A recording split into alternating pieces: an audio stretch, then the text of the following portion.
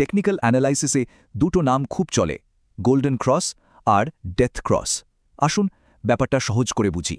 হ্যাঁ, অনেকেই তো তাই ভাবেন। ট্রেডাররা এই গোল্ডেন ক্রস আর ডেথ ক্রসের উপর কিন্তু খুব নজর রাখেন। শুরু করি গোল্ডেন ক্রস দিয়ে। এটাকে একটা দারুণ পজিটিভ সিগন্যাল ধরা হয়, মানে বাজারে তেজি আসার সম্ভাবনা।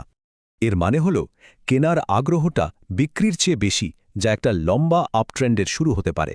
ঐতিহাসিকভাবে দেখা গেছে গোল্ডেন ক্রসের পর এক বছরে বাজার গড়ে প্রায় 9.9% ওপরে গেছে। আর এর ঠিক উল্টোটা হলো ডেথ ক্রস। নামটা শুনেই কেমন একটা মন্দার আশঙ্কা হয়, তাই না?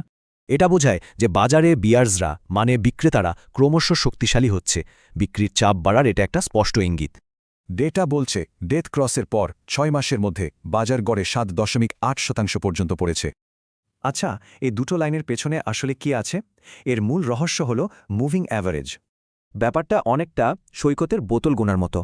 মুভিং অ্যাভারেজ একটা গড় ধারণা দেয়, ট্রেন্ডটা বুঝতে সাহায্য করে। তবে অ্যাভারেজ কিন্তু দুই রকমের হয়। বেশিরভাগ ট্রেডার ইএমএ পছন্দ করেন, কারণ এটা রিসেন্ট প্রাইসকে বেশি গুরুত্ব দেয়। চলুন এক নজরে এই দুটোর পার্থক্যটা দেখে নিই। দেখলেই বুঝবেন দুটো একদম একে অপরের বিপরীত।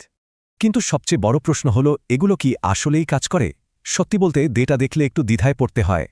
যেমন একটা স্টাডি বলছে ডেথ ক্রসের সাকসেস রেট প্রায় 71%, যেটা কিন্তু বেশ হাই। আবার অন্যদিকে 35% ক্ষেত্রে এই সিগন্যালগুলো কিন্তু ভুলও হয়, মানে সবসময় ভরসা করা যায় না।